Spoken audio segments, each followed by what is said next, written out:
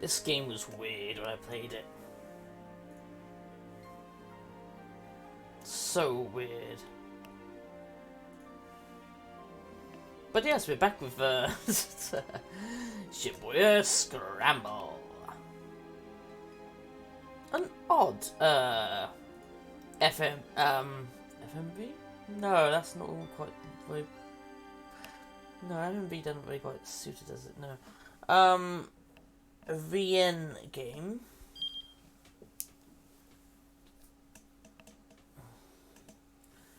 Let's see, I've got 11 bad endings so far, which is fine. Because you're meant to get the bad endings to get to the other endings. Right. Oh, I just meant to have a controller, wouldn't I? Shit, never mind. Okay, we locked them out. Achitama, we're left with Osawa.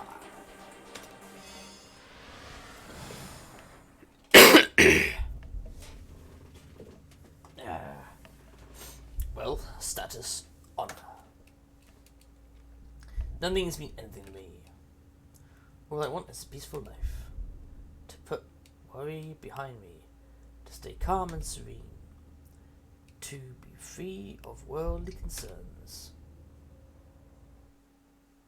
Free at any cost.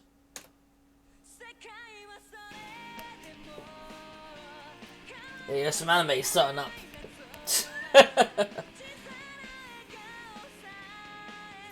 Cheery rhythm pumping from the CD player set up against the sturdy wall. It was the latest hit from Aya Kamiki, the songwriter sensation who was blowing up the pop charts.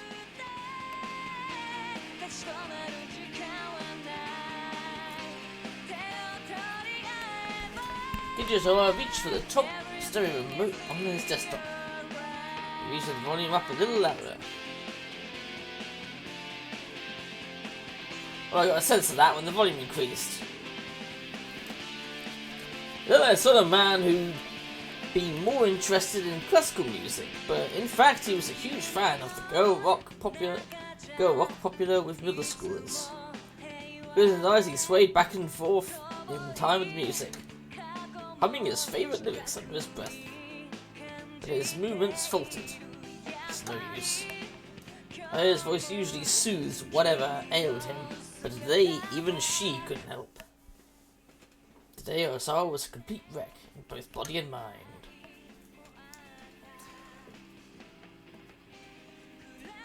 Me neither, Queen. That's why I kind of restarted. Well, the plan was every Thursday, which hasn't really happened, is to come back to these games. So I've come back to this one. But yeah, welcome to the stream. How are you doing? I hope you've been doing well.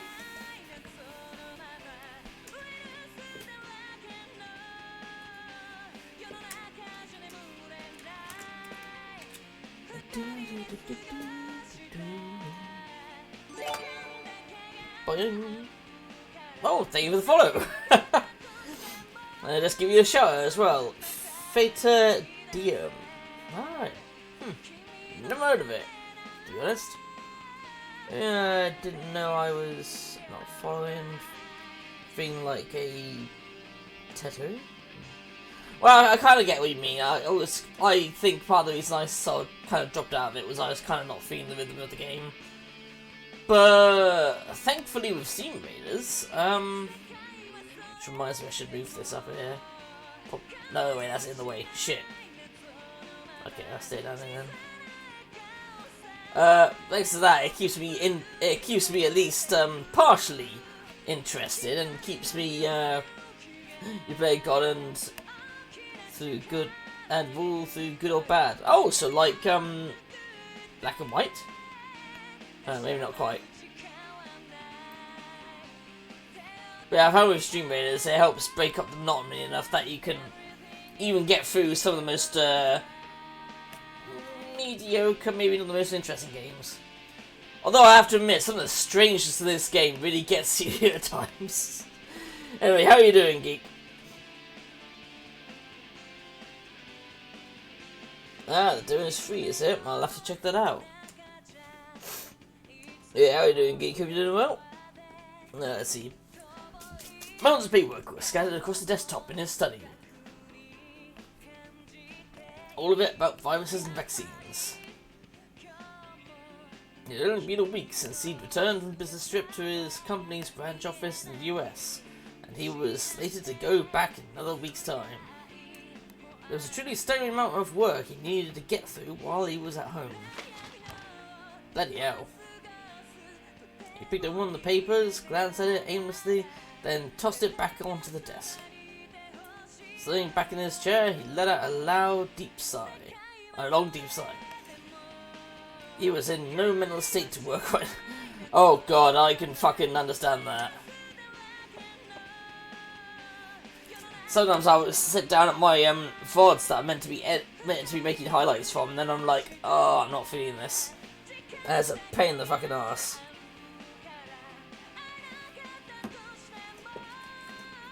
Fate knocked on the door, barely roused him from his torpor.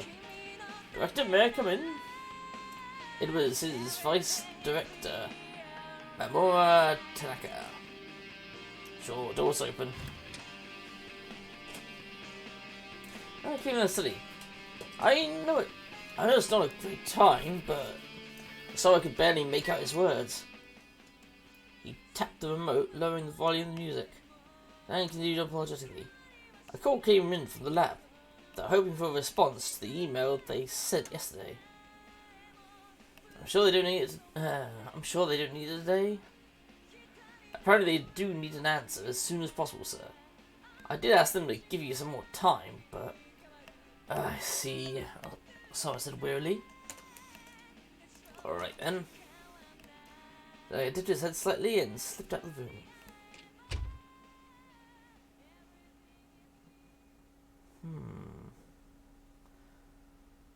I saved it, okay. Sara contemplated his colleague. Tanaka was a man he could truly depend on. He has enough of his own work to do. He didn't need to come here again today, but he did. They were working in close concert. Close concert? Okay. Ever since Sara had gone back to Japan. After Tanaka's support, there was no way he would be in mindset to do any work at all right now.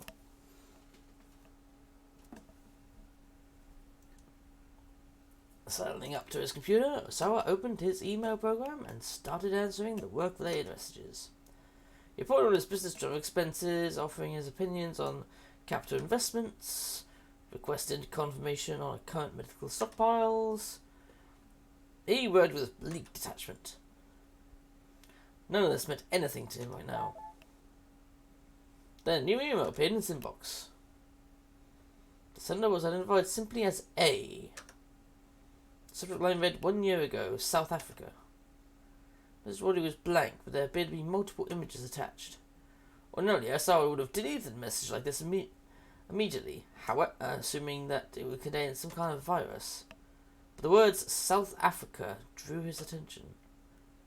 Could this possibly be related to... He couldn't help but to wonder. For a moment he hovered the cursor over one of the image files. At last, as if spurred on by the upbeat rhythm in his ears, he double-clicked the mouse.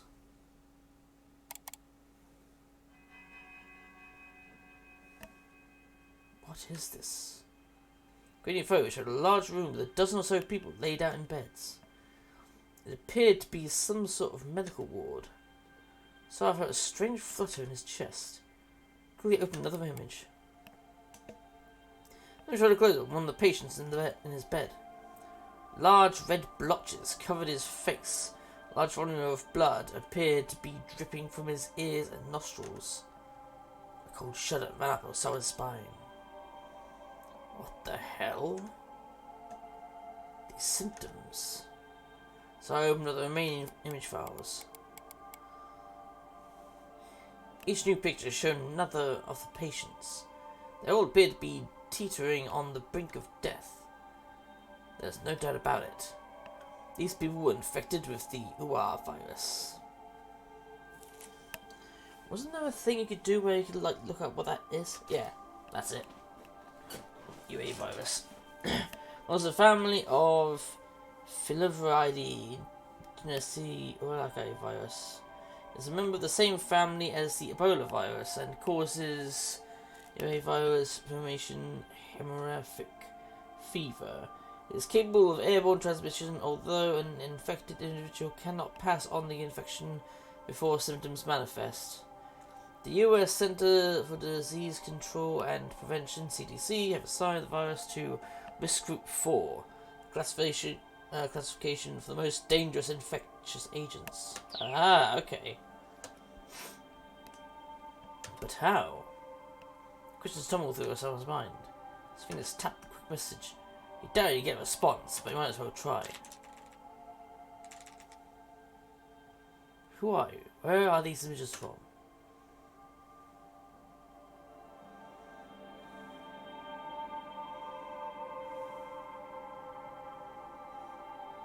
And it goes name from the Swahili flower. Word for flower. Supposedly, this was based on the fact that the propagated form of the virus resembled the petals of a flower. Despite the flowery name, however, the disease was anything but pretty. The word didn't just mean flower, it also meant to kill. And as the name suggested, the virus had a mortality rate of 100% in those it managed to infect. Because most details regarding the virus have been suppressed, cases of the infection are largely unknown to the world at large. Because all patients known to be infected with the virus on official record have died within a short time frame, the mortality rate is given a 100%. As the incidence of known cases grows, the number may drop below 100%, but the mortality rate will likely remain extraordinarily high. That's a bit worrying, considering that viruses generally become less dangerous the more people they infect, because the goal of the virus is to propagate, not kill. Kind of like how our race should be propagating and not killing the planet with Saturn, but here we are. Oh, there was a very short incubation period between infection and the onset symptoms of the death. Yeah, I might as well read that. Viral particles can spread from the lungs to the lymph nodes and the disease spreads throughout the body. The virus propagates in several places, including liver cells and macrophages, component of the immune system. Bloody hell. And destroys the endothelial cells within blood vessels. Christ. Upon reaching the brain, it forms a neural sludge of blood mixed with other bodily fluids. Ugh. This sounds like a really fucking bad disease. Like, really bad. Within roughly 12 hours, bleeding would set in throughout the body, everywhere but the bones and muscles, with lethal results. Due to its incredibly high mortality rate, the disease's very existence has been kept hidden from public knowledge. So his computer chimed to signify the arrival of a new email.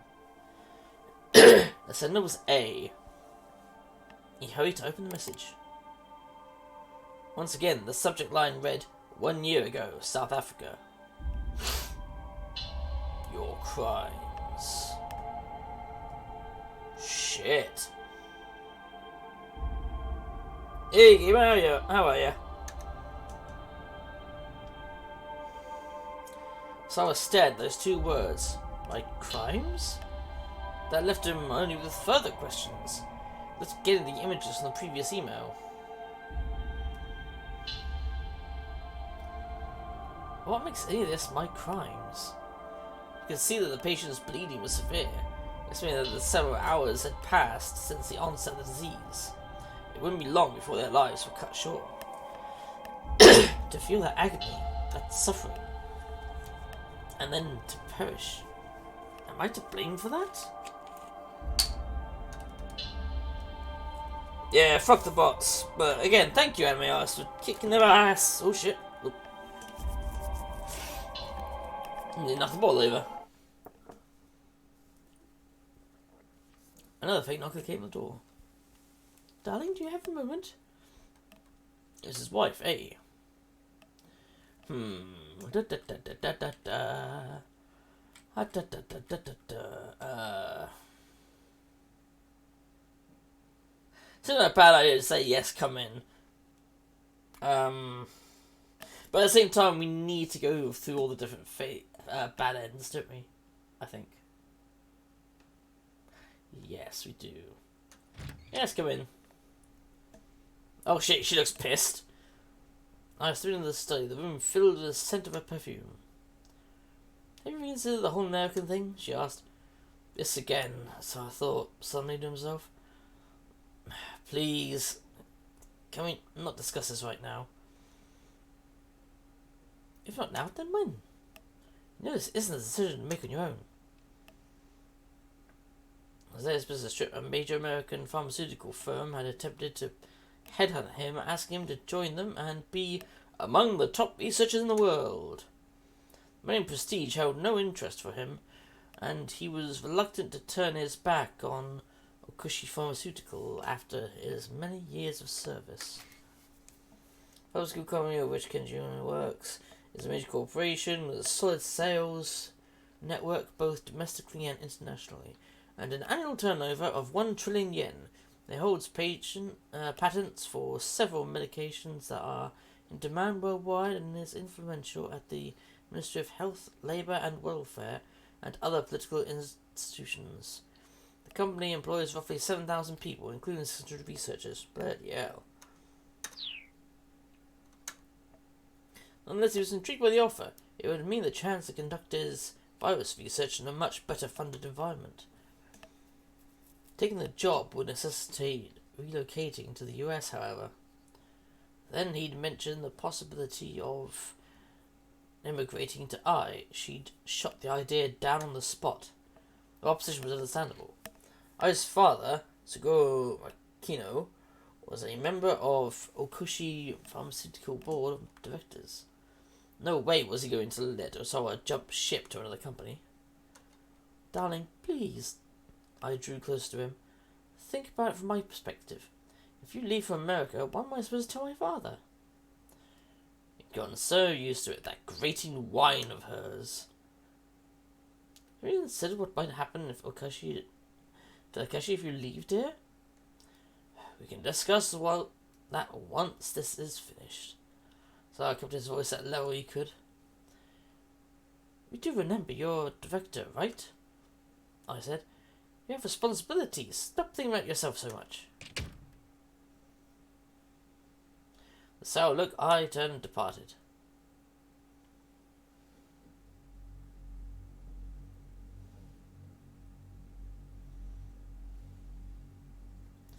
Well, he had known that moving to America would never be a simple matter, regardless of what his right thought about it. There's another urgent reason, however, the antiviral agent that he had developed at Okushi. Oh goddammit, even more bots? Bastard. I've been really lacking in trying to take him down, haven't I?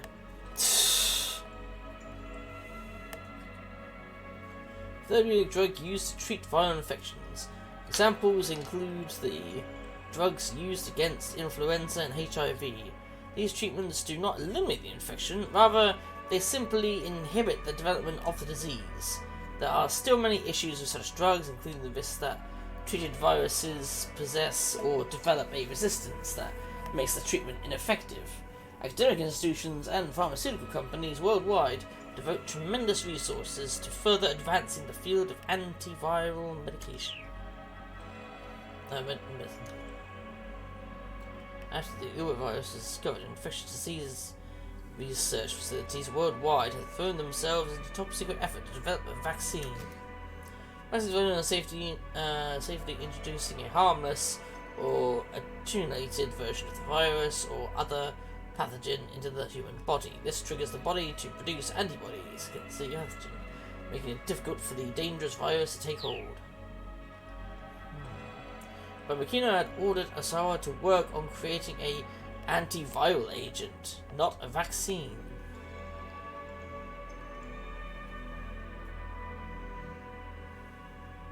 Interesting. Actually, immunized subject in order to prevent the infection in the first place. Conversely, an antiviral agent could be used to treat patients already infected. It was a so-called wonder drug for combating the virus itself.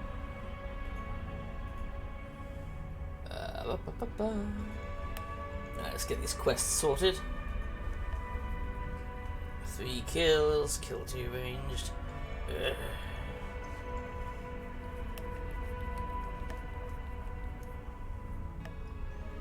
Yeah, I would be doing the PvP shit.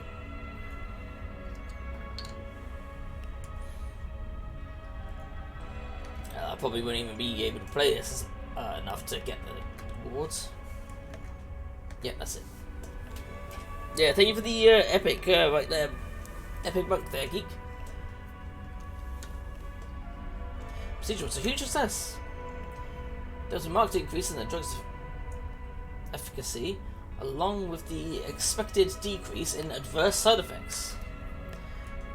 Pharmaceuticals had a positive effect if its use brings out the desired result when treating a medical condition. Many drugs created unwanted or unforeseen adverse conditions as well. Given the extreme complexity of most drugs, interactions with the human body, nearly any medicine can have both positive and negative effects. Effects have been confirmed via animal testing on monkeys, and now the antiviral was ready for the final development stages, clinical trials on humans. Experiments involving drugs or medical techniques tested on animals to confirm their safety before they are used on humans. The 1964 Declaration of Helsinki, which lays out ethical standards for human experimentation, advocates responsible animal testing, but many animal rights advocates regard such testing as a form of animal cruelty. Clinical trials. A new drug has been prepared for government approval after it has been tested on animals. It must pass tests on humans, clinical trials that evaluate its safety and suitability. Such tests are frequently conducted on both patients and healthy individuals. In Japan, the development of new drugs is often hindered by insufficient legal infrastructure for conducting clinical trials, resulting in a smaller knowledge base and fewer opportunities for testing. The very existence of this new wonder drug was still a secret. No doubt Okashi's leadership would be reluctant to see Osawa, the drug's lead researcher, transferred to another company. Still, it wasn't completely outside the development possibility. Once the antiviral was out of development and announced to the public, Osawa would be free and clear. For that very reason, he was loath to cause any friction over the drug right now. This anxiety only magnified his concern about the email he'd just received. So I called up Tanaka over the intercom. Something I wanted to show you. Could you come in here? You need a second opinion, and Tanaka could be relied upon. So I opened the door for the moment Tanaka knocked. He looked around before ushering his vice director inside. What's it about, sir? This. So I showed him the images. His face went pale. It can't be. I can clearly recognize the symptoms of the Ua virus. Any idea what this is about? So I asked. No, sir. These images were just emailed to me. Subject line says 1 year ago, South Africa. I would put it around the same time as the most recent one of the infections, wouldn't it, sir? But that information isn't. Naka trailed off, so I nodded.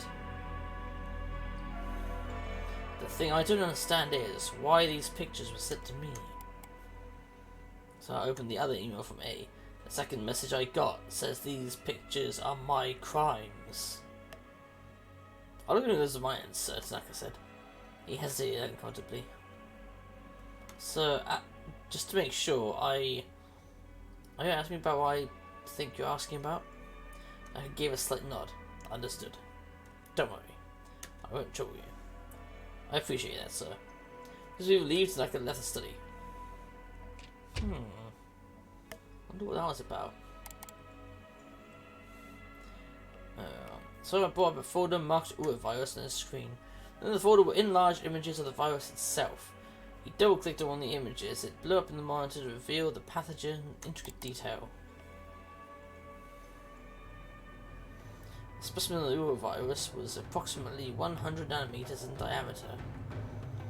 10,000 of them in a line make up barely a millimeter.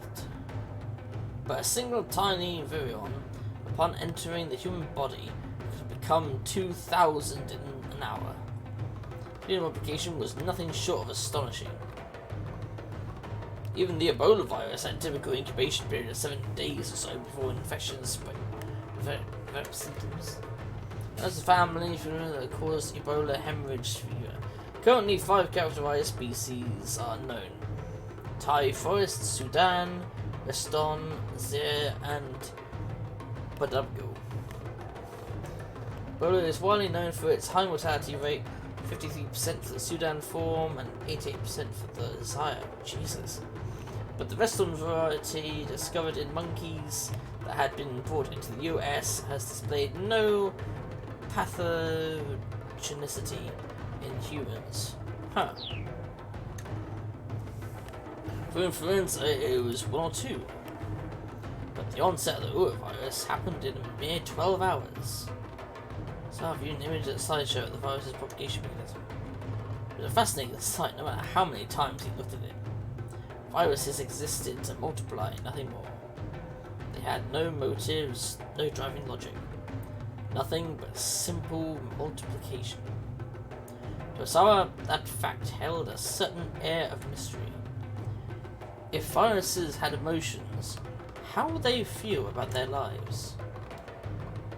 He had thrown himself into virus research in search of the answers to questions like that.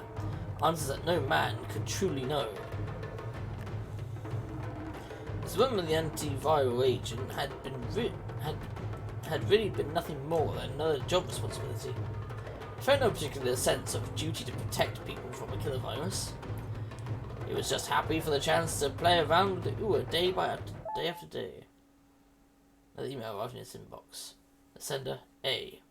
Subject line, 1 year ago, South Africa. Again. So I'll read the message. Do not look away. These are your crimes. This time, there are 4 images attached. So I'll proceed to open each one of them. First struck Osawa so much that he felt like he'd been punched in the head. One of the Ua patients from the earlier images was being injected with something. No. Osawa muttered to himself. It can't be. The second image showed one of the infected hunched over in pain, vomiting up blood. Symptoms had already manifested, but Osawa thought he could see that some degree of life had come back in the patient's eyes. He rushed to open the third image. It showed a morgue piled high with corpses. The rictus of anguish on the dead faces made them look no longer human. Various fluids seeping from the eyes and nostrils. The lymph nodes were grotesquely swollen. Small organs that function as part of the lymphatic system in mammals. When a foreign substance invades the body, the lymph nodes detect it, propagating the production of white blood cells such as lymphocytes and macrophages to consume the invader. A viral infection sometimes causes the lymph nodes to swell up as a result of the increased activity.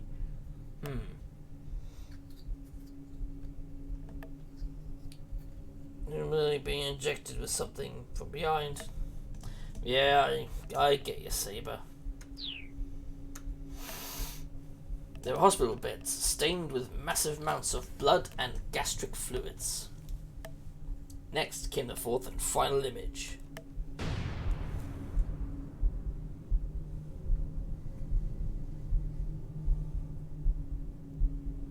More corpses.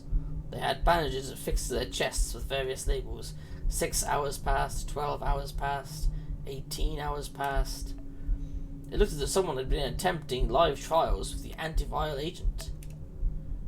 Osawa didn't consider the antiviral agent ready for release, but that was because his team hadn't conducted clinical trials on humans yet. And there was a good reason why such trials hadn't been conducted. There was no way to test the efficacy of the drug without an infected patient. To run a proper clinical test, someone would first need to be infected with the virus. No matter how effective animal testing had been, if the drug proved ineffective on humans, that person would have a guaranteed death sentence. It was unthinkable to run trials that involved such a deadly risk. And yet, as he looked over the images again and again, Osawa became certain. Without his knowledge, someone, presumably someone from Okushi Pharmaceutical, had conducted human testing with the antiviral agent. Time markers of the corpses in the fourth images were surely there to mark the time lapse since the onset of symptoms. A third trial would test the drug's effectiveness in those time frames. So I slammed the fist on the desk in rage. This was nothing short of vile human experimentation in the guise of clinical testing.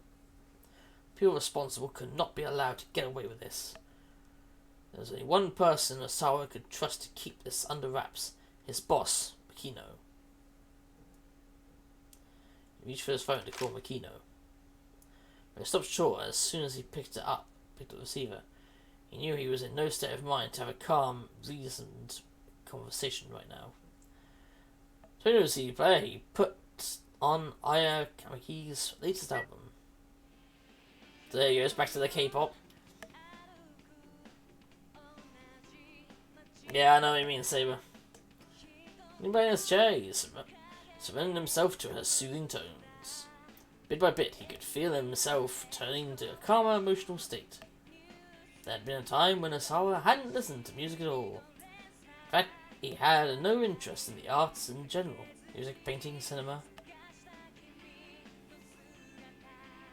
It was only due to a simple coincidence that he had found Aya Kamiki. Someone had asked for a CD as soon as a birthday present, and so he swung by a store to pick one up. Since Kamiki's new album had just come out, there was a display for it in front of the shop.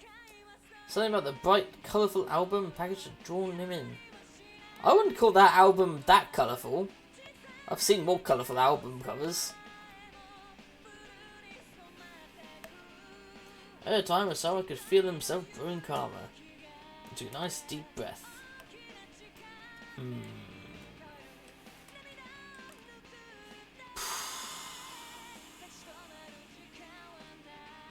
calmer. Yeah, better try and banish the nerves completely. First, took a nice deep breath, then he closed his eyes and tried to banish his nerves completely. Going his head towards the music, he could feel the melody pervading his body. He could scarcely believe that there had been a time when he hadn't cared about music. Surely something that had such a strong effect on the body and mind also conveyed a deeper meaning. So let the positive energy flow through him, buoying his spirits. That's when his mood had sufficiently calmed under the music's influence, Osawa reached the handset. Oh, Mr. Osawa, did you have a phone call to make? The door opened and a stolid-faced man appeared in the doorway. It was Yoshio Kajiwawa, one of the detectives from the Shibuya precinct. The Shibuya precinct criminal investigation division. He is sociable but awkward, and despite his reserved personality, he can be quite unsettling. His colleagues at the precinct refer to him by nicknames such as Japanese Columbo and Little Ken Takakura, given his own quirky demeanor as detective. Osawa is a bit too soft-spoken and meek for a detective, really. His treatment of the kidnapping case gave an impression of flighty detachment that made him seem rather undependable. No, it's nothing important. Osawa drew his hand back from the phone. Have there been any developments, detective? Kajiwa shook his head apologetically. I'm sorry to bother you, but when you're finished in here, would you be so kind as to come to the living room? Alright, so I said quietly. I'll only be a little longer. Joe nodded and departed. Took a nice deep breath and then dialed up Makino.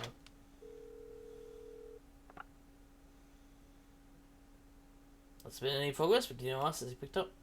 His voice sounded somber. No, Sarah said, nothing much yet. A tiny sigh came from the other end of the line. I see. Then what can I do for you?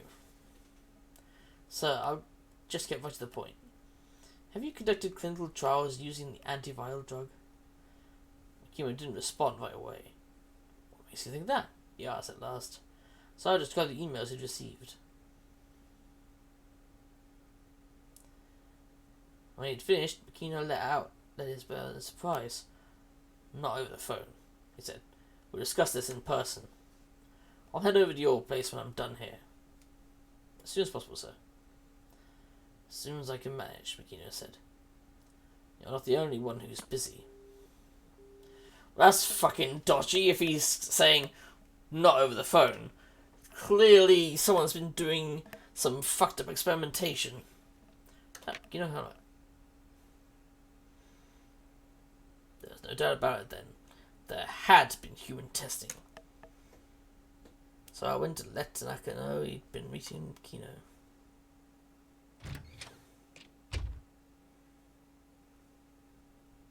Oh god, that's creepy. He stood in the hallway. Not even waiting there for the whole time for Osawa to come out of the study. Are you hungry? He asked. Here, I've got something that's good for when you're tired.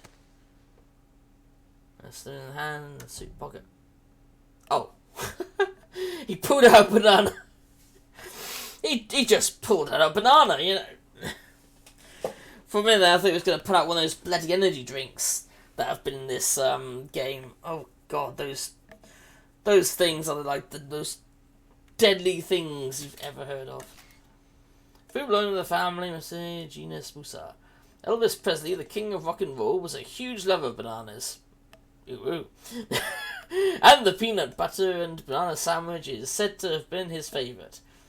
Oh, that just sounds awful.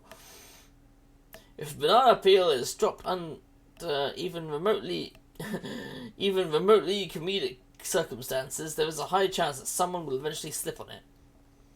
Well, I mean, yeah. I'm fine, thanks. So, who just walks around with a banana in their pocket?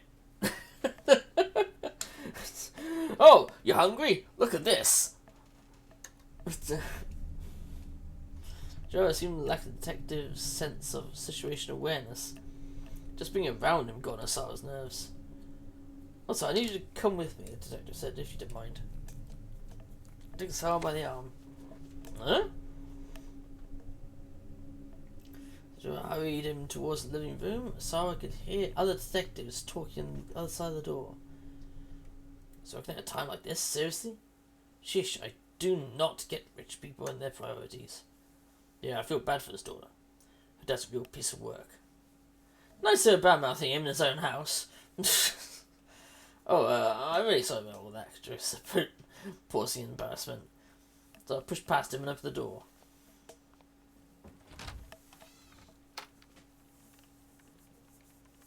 Bloody hell, there's a lot of them. One of these detectives hold up in the living room. They went suddenly silent as Sarah entered. So tell me, he said sarcastically, would you rather I stay here weeping as I watch this disaster unfold? This is Winston grimaced. Well, yeah, see, he's got a point. What would you prefer for the father to do? Just sit there and just whinge and cry all day and all night? And get in their way and shit? Or would you prefer that he was trying to do something with his life to try and move on while they're trying to do their fucking job? Because his daughter's been kidnapped. Although if I remember, if it's the girl I think it is, then she's safe-ish. You know, being a perfect father, he added his hostility building. So I stepped forward to intervene before things got out of hand. Now, let's not be touchy. I am not being touchy, Osawa snapped. But he knew full well that he was. These guys had the time to sit around backbiting him, but not to go out and bring us bring Maria to safety. Already close to half a day has gone by without any new developments. Ransom demand had come in previous night at 8 o'clock. Maria had been abducted roughly an hour before. Oh, I see. Maria is that girl. Okay, so we have no idea about Maria, to be honest. Epic Susser's bomber. Nice.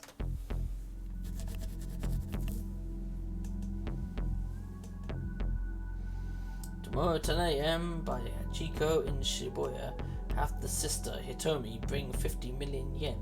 If not, the girl's life is forfeit. Kidnapper called only once, so the police were unable to run a truce. Truce. I'll do it, Hitomi said. Anything for my sister.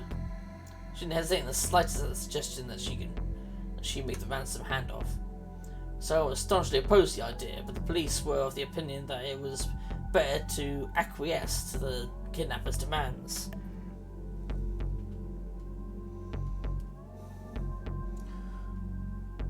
I finally approve. Ask for any more. Oh, I see. Bloody auto mod's being a dick.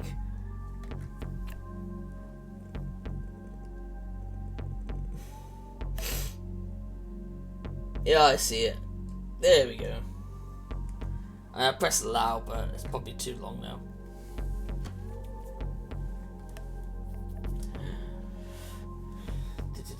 A's reaction, on the other hand, baffled nearly everyone. We don't have 50 million yen just lying around. Are the police going to be putting that together for us? Wow! I'm not sure how to take that. I mean... Wow. Her daughter's life is on the line. And her response to this is not, oh, you know, anything about getting the money together or not doing this thing, but basically, oh, we don't have 50 million yen lying around. Why don't the police go get it? It's like, excuse me? You do realise where that money comes from? That money would be from the police, from the, you know, from like the government, and therefore out of the taxpayers' pockets. And she sat there just suggesting that they hand out 50 million in the attempt to catch the criminal. Fucking hell. Kidro stepped in to reassure her. If it comes down to it, the police will be able to help raise the money. Okay, go ahead then, do it. We need you to pay it back afterwards, though, of course. Well, what's the point of that? His voice spiked up in a piercing shriek. Calm down, I saw it. You're making a scene. I turned away in a huff. So alright, detective, so I continued. I'll talk to the bank first thing tomorrow morning and figure something out. At that, I stormed out of the room. Kajara bowed his head several times in apology. Suzutori made contact. Has made contact with apprehend the suspect and take things from there. What? Hold on, won't that put Marina in danger? If we let the kidnapper get away with the money, we have no proof that he will return the hostage safely afterwards. There was a certain logic there, so I had to concede. I see, he said. So you're saying that catching this guy will be easier for you if he keeps my daughter hostage? No, that's not what I was implying at all. Joe wiped the sweat from his brow and bowed fiercely.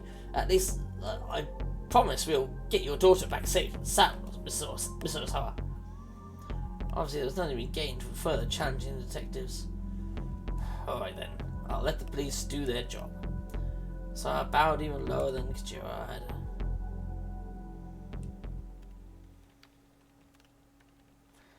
I'm going to just loaf around, A shrieked as she stormed into the room. Hurry up and arrest this guy! She was becoming increasingly hysterical. An hour had passed as the suspect had taken the money, and yet the police had made no effort to apprehend him. The police apparently had a rule against discussing an operation before it was fully resolved, and so the Asawas had been left in the dark. It's tough, but it's understandable as to why, you know? Those Saiyans that just hand 50 million to criminals have before. Those criminals are corporate bankers, though. Yeah, true. That is very true. But they had overheard the task force talking over the wireless, and it appeared that they were deliberately letting the suspect roam free. Hey, I snapped again. If he gets away with our money, you are going to reimburse us, right? Sarah scowled. She made it sound like the money was more important than Maria's life. Detective exchanged uneasy glances. I don't know, it seems like said nothing would be a sort of thing he'd say, but I'll have him just sort of speak up against his wife. So I chided his wife. It's only money, it doesn't matter. Only money? Are you serious? Do you have any idea how much we're talking about here? Faustino's voice left him with no response. He should have known better than to expect her to make sacrifices for his daughters. Jesus Christ, what kind of monster did he marry? By now he was accustomed to Ai's coldness toward the two girls. The twins were Asawa's daughters from his... Okay, I mean that kind of makes a bit more sense, but still. Fucking Ice Queen. From his first wife, who'd passed away 15 years earlier. I had no blood ties to Maria or Hitomi herself. Well, I continue, are the police going to reimburse us or not? She glared pointedly at Kichiwa. Well, right now we're focused on making sure Maria is safe. I stormed up to him, shouting right in his face. Stop dodging the question, answer me! Yes, of course, Kichiwa squeaked. Maybe would you like something to eat to help calm you down? He held out a banana, egg smashed out of his hand. Fucking hell. Oh dear, what a waste. Shibuya Scramble and retrieved the fruit from the floor. So I went over to Naka and whispered into his ear. I'm going to meet with Mr. Makino. Naka nodded silently. Turning aside, I saw Kichiwa looking into their direction. He made eye contact, but Sarah quickly looked away and strode out of the living room. Kichiwa followed after him. Excuse me, Mr. Osawa? Yes, what is it? The detective fussed sheepishly in his hair and forced a smile. Sir, we'd appreciate if you could remain in the living room as much as possible. Osawa was in no mood to stand out on propriety. Well, I've got a ton of work to do, he said. Are you here to tell me to play the role of a green father too? No, not at all. Personally, I happen to think you're an admirable father, Mr. Osawa. Admirable. Did the word have a ring of sarcasm? He had no way to tell if Joe was being forthright with him or not. You're no ordinary fellow, Mr. Osawa. You're a genius. Genius? Me? Sounding a skeptical noise. If I'm mistaken, sir. You've made very important strides in the field of virus research. Or well, so I've been told. So I wasn't sure how to respond. He had never considered himself a genius. He was just someone who was more interested in viruses than he was in other people. Anyone who's a genius is a little bit odd after all, Joe went on. Probably he'd intended that as a compliment, but still. I mean, there's nothing wrong with weirdos, so long as they leave us ordinary folks alone, you know? Oh, fucking hell, this guy. Is this guy trying to praise me or insult me? Yeah, that's a good question. Not to mention, he's fucking weird himself. Because again, who pulls a banana out of their pocket just randomly? So that I have his sigh. Genius, weirdo, what did it even matter? So long as he could be left to his work, he didn't care one whit how he looked in another person's eyes. Other people's eyes. Joe wiped the sweat from his forehead with a handkerchief. By the way, what are you working on right now? He asked. I'm afraid you wouldn't understand even if I explained to you, so I replied. Right, precisely. Even if I give it my full attention, it would still be beyond me. He peered with a sudden intensity at Sola's face. Bloody hell. Pretty sure you didn't hide things from me, sir, he said. So I gasped with loss of words. Oh, I'm sorry, goodness, that made it sound like I was accusing you of hiding something, didn't it? She bowed his head repeatedly. Hope you'll forgive me. He held out a banana. Him and his fucking bananas. That wouldn't be necessary. Oh, this VN is just fucking weird. It really is. It really, really is. Anyway, battle time. Boom, boom.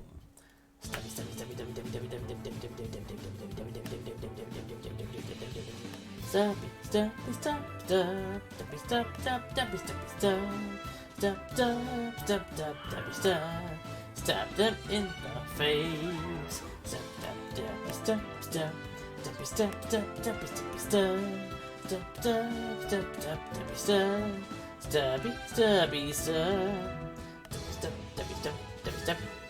Woo! There he goes. Ooh.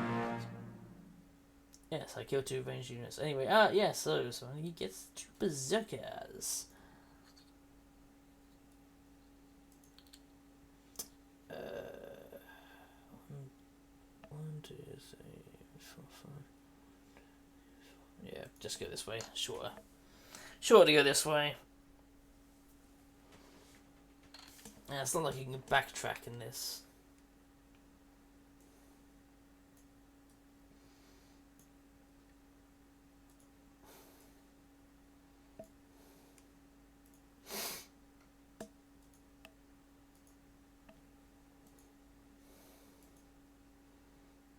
Yeah, could kill 2 melee units.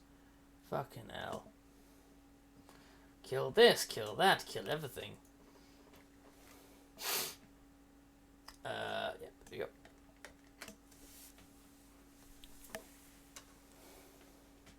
How about this then? Oh, now that's more like it. This time we're out of our chocolate in his pocket. No, thank you. Did this guy carry an endless food supply wherever he went? That's a good question. Oh my, you geniuses really are tough to sort out.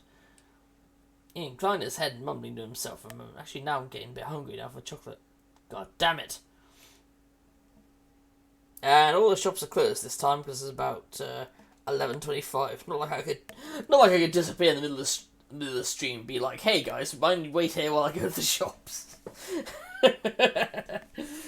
Especially just to bloody feed my own fucking snacking urges. What can I get for you then, sir? What I'd really like is oh no, it's something to myself. In days of exasperation, Osara felt his way to his study. Locking the door, he finally let out a breath that he'd been holding. Then his eyes aligned on the bookshelf against the wall.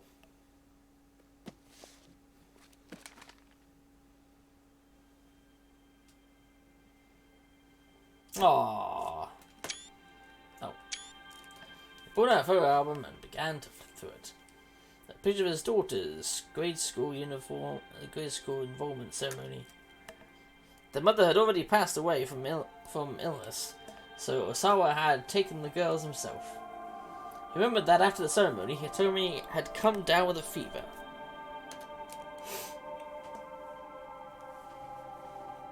Hitomi had been rather sickly as a girl, falling bedridden at the drop of a hat.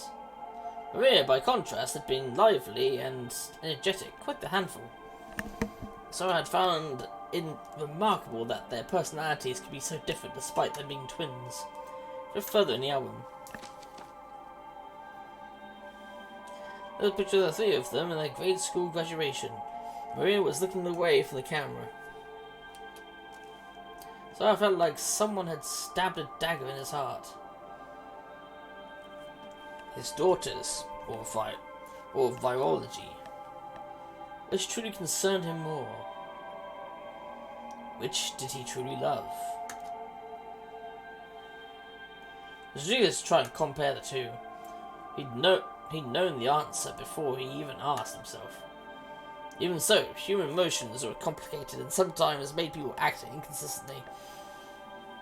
One of the consequences of that was his photo album. This was the last photo he had of Maria. He searched and searched through the rest of the album, but she was nowhere else to be found.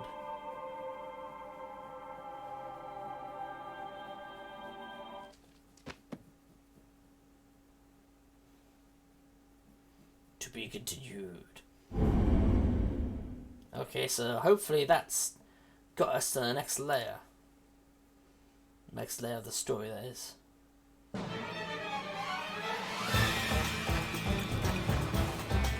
Once you've said, you'll understand. It's right back where you all started. Buddy, you're a weirdo. Eels are out of sane. Please keep easy on the street.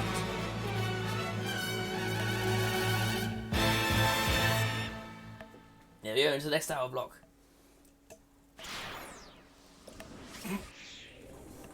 Cat's out of the bag.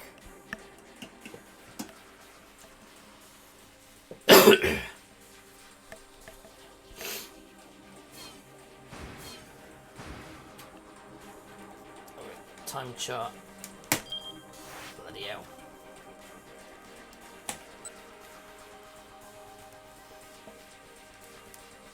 The F2 key is stuck. I need to clean this fucking keyboard at some point.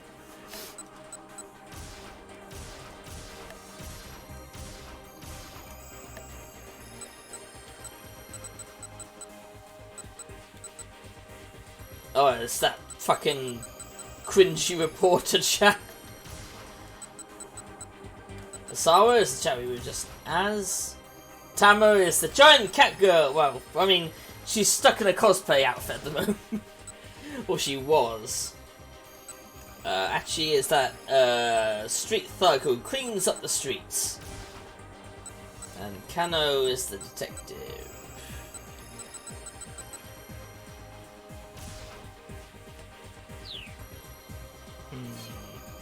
Yeah, let's find out how Tamo is doing.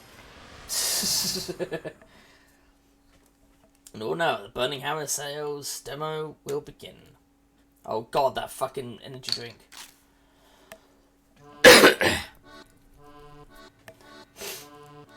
Jimmy is laying out an assortment of snacks that we'll have on hand. Hey Tamo, you hungry? Well, yes I am. I mean, that should be pretty obvious at this point. But I've had since putting on this stupid mascot costume is some burning hammer and a bunch of iced tea. Hey now, Chewy's back. What's with the attitude? Chewy, you do remember that you ate my lunch, right? The sticker said it was the best before noon. You just made it up. Yeah, Chewy shores merrily and chugs some more iced tea. Hey folks, Mr. Yager calls out as he slips into the room. Lunch break's over. Back to work. Him and his fucking afro. I don't feel like I've had much of a break. If anything, I'm even more mentally exhausted than I was before. This box full of Anagotchi toys in the storeroom of the 3rd floor. Mind bringing those down? Anagotchi? I asked, what's that? The name makes it sound like some sort of put knockoff. Mr. Yagashi's face wide in surprise. You've never heard of them? Yes, they are a knockoff. Fucking hell. You know, Anagotchi is a digital pet game where you raise an eel that lives in Tokyo Bay. So it is Tamagotchi, just a knockoff. Larger game which you raise a conga eel, Anago, feeding it daily and clean away feces. Depending on how you raise your eel, it can wind up developing into various forms, from normal eel to ultimate eel sushi. That's a bad idea. That means your eel is now dead. Surely.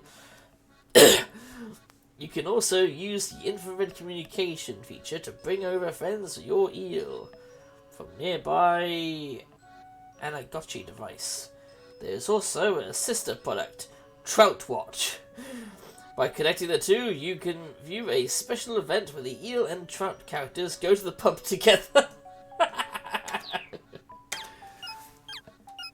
Never heard of it, I say. Huh. Well, I guess maybe a lot of people in Japan haven't heard of it yet. But it's all over the rage right now with youngsters in NYC. No, it isn't. NYC? Oh, he must be in New York City. It's probably New York City, really?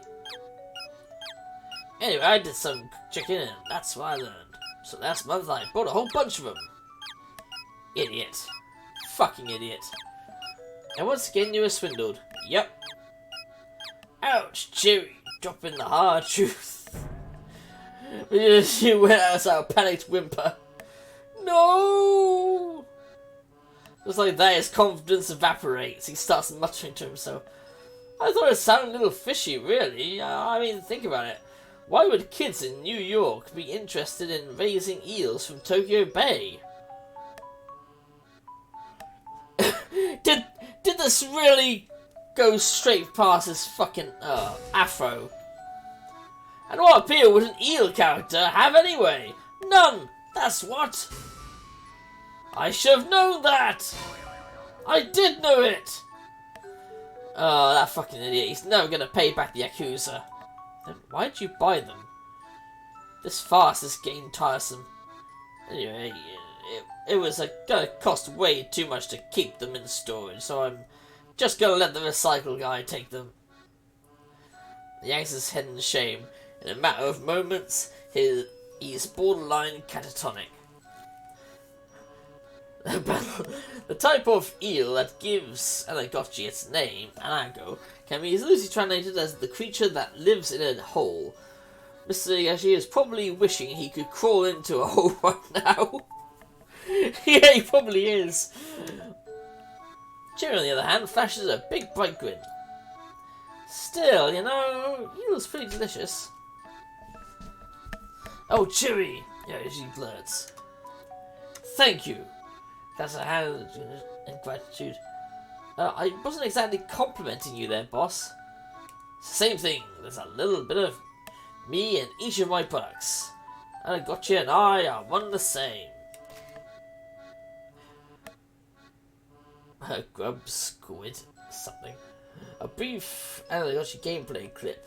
The trick is to feed your eel proper food and give it proper exercise. Another important strategy tip is to make sure to obtain the sharp chef's knife when you visit Kapashki Kitchen Town partway through the game.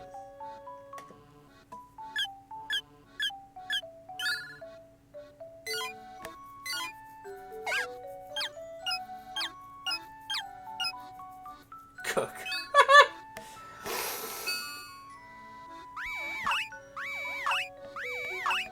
The fuck? What's the point in a bloody pet raising game where you raise it to eat?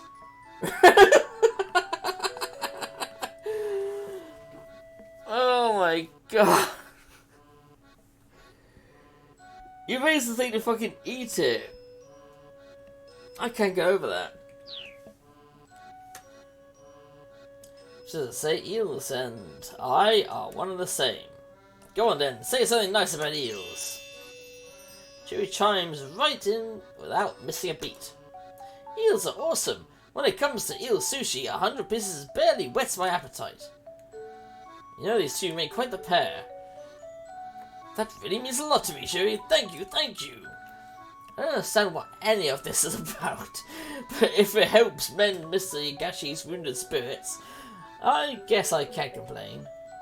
I leave them to their devices and head for the storeroom. I think it's best to do that. The storeroom door opens with a rough grating sound. Okay, now where's the light switch? I follow around the dark, feeling for the light switch box. The costume pours mute sensations in my hands enough that even finding that is difficult. I batter the wall willy-nilly until eventually lights come on. Apparently I found the switch, even if I didn't feel it. Whoa, what the heck is this? The storeroom is practically overflowing with shoddy goods. Oh no. A painting that looks like a child's scribblings. An oddly shaped hat bearing the words "Grow 2 inches, guaranteed."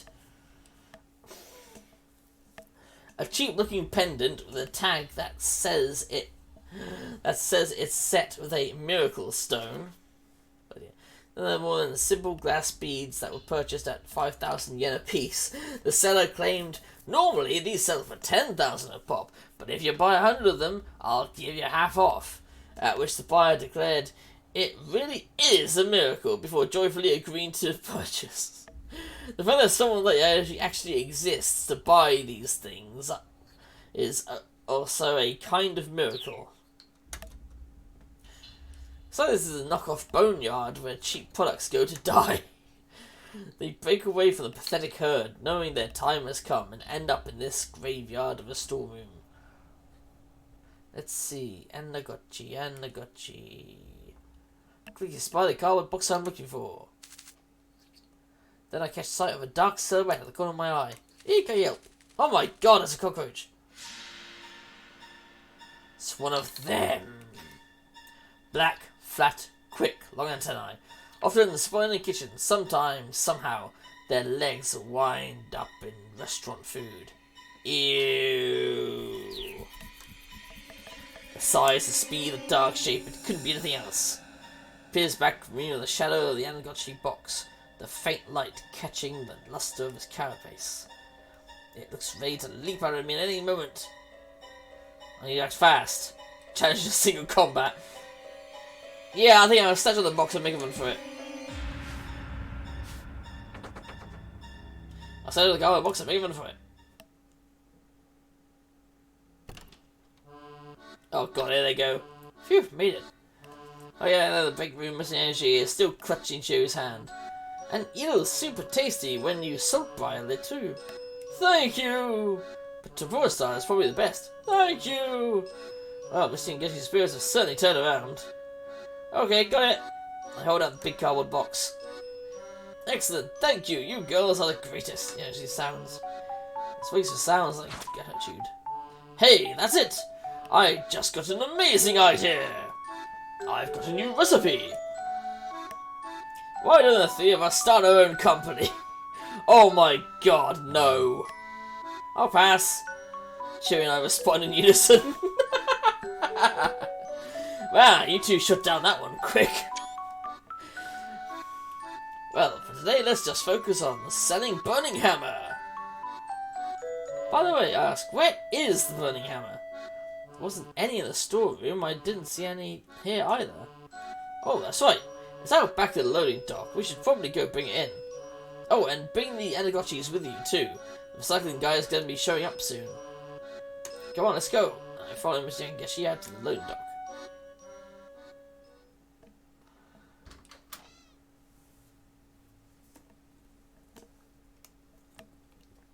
The loading dock, it turns out, is empty.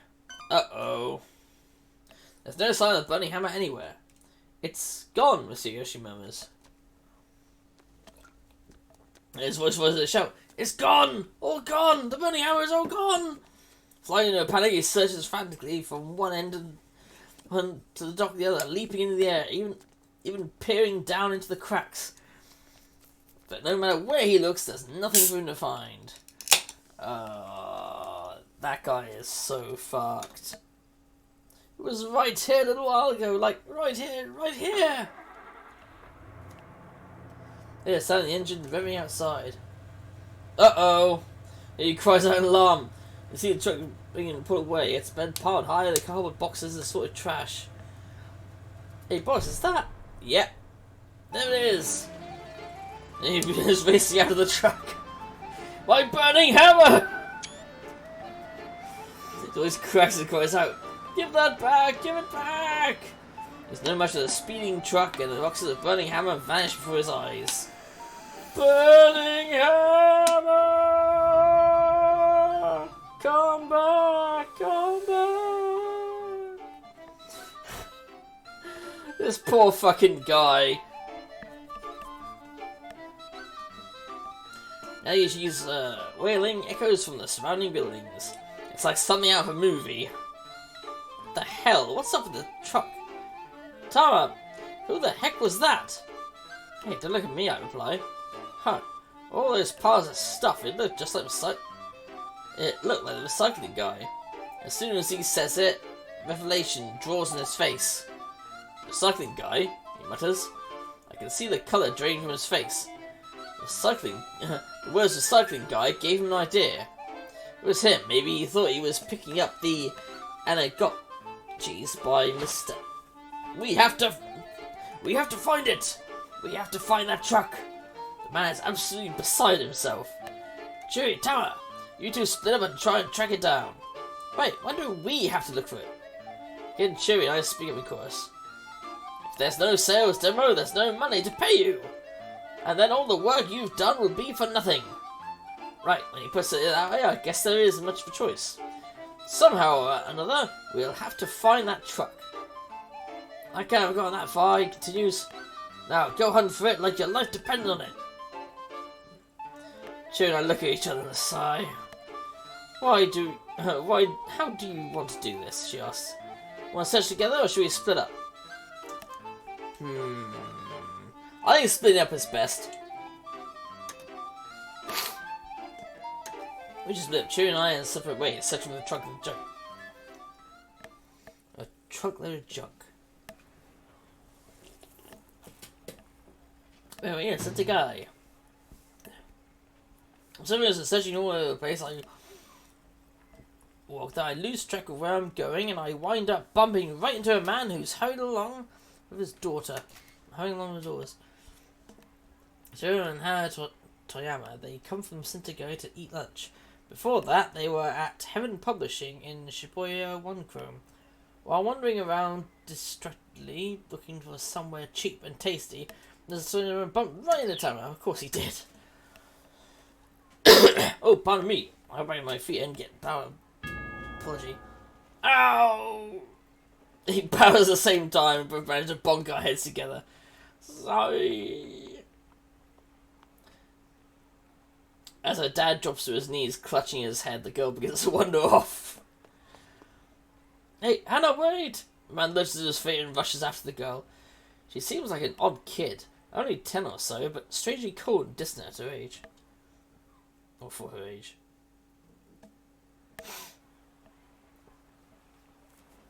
What's... There you go.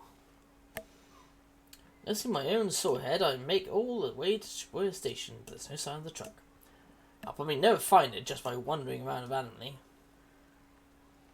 It's already 12:35. The sales demo starts in 25 minutes. I have serious doubts I'll be able to find the truck by then. Ugh. What should I do?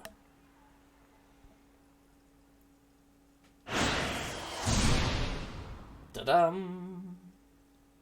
Yep, keep out. So we've gotten to a point that it can't continue until we jump into someone else's skin for a second.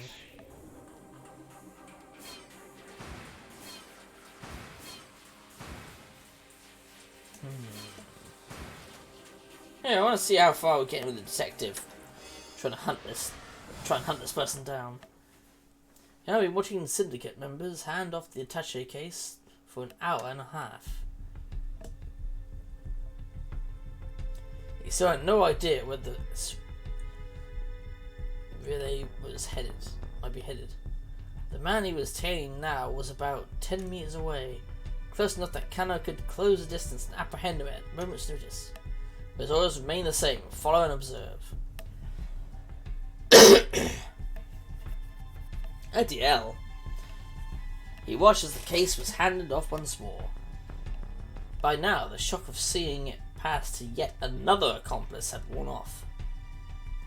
It's already been 90 minutes, huh? Oh, for God's sake! At some point, he'd crept up on Kanna from behind. They didn't seem like they're trying to get away at all.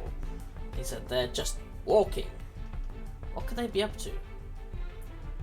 Sasayama shrugged. Yeah, it's weird. Kanna recalled Dictum 8-9.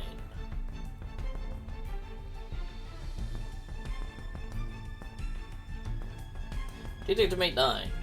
The more irrelevant something seems, the more relevant it's bound to be. Tenuo's wisdom held true. The syndicate must have some reason for what it was doing. Were they just trying to throw the investigators off their scent? No, that couldn't be. They were wandering in circles, staying right in the same area. They were just running up the clock. What if that's exactly what they were after? Buying time. Kind of a sudden conviction that it was on the right track. They needed more time to make sure they got their hands on the ransom payment. Wait, hold on. Could it be that the real case has already been switched out? And some money wasn't in the case anymore? Maybe the real case had already been switched out. The real case has already been switched out? It made a certain amount of sense. By handing the case off to one accomplice after another, they were leading detectives to pay more attention to the individuals in the case itself. That could enable them to swap the case while all the focus was elsewhere. Kano shared his hunch with Sayoma. I see. I mean, it is a possibility. Yeah, we might be following the wrong case. There's a palpable tension in the air now. Kano, you've got to report it in, Kuz. On it. Kano's hand flashed to his wireless. But Kuzo was dismissive. No, that's the case, I assure you. No offense, sir, but how can you be sure? Kuzo shouted. Because that's my job. There's an ID tag in that case that allows us to keep tabs on it. There's no way these crooks could have whipped up a duplicate. ID tag? What ID tag? Wait, no, that's right. Kano had forgotten all about the detail in the wake of his all-nighter. Oh, right, didn't you... alright, me. Don't you alright, me? Clearly you weren't hired for your brains. Focus on what you're good at. Because at the end of the call, still, Kano couldn't shake his conviction that something was off.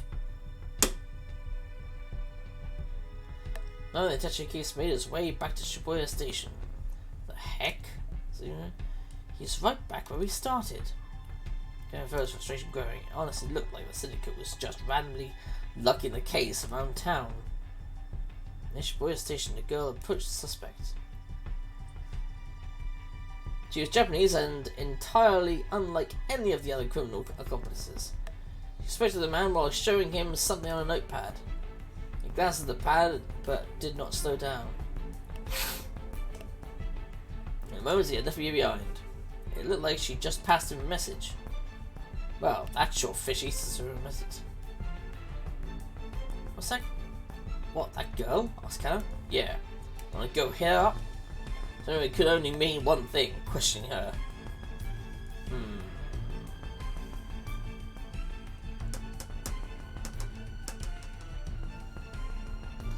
I mean, she might just be a lost tourist for all we know. Because now she just sort of like knelt down writing on the floor. Or maybe that's what they want us to think.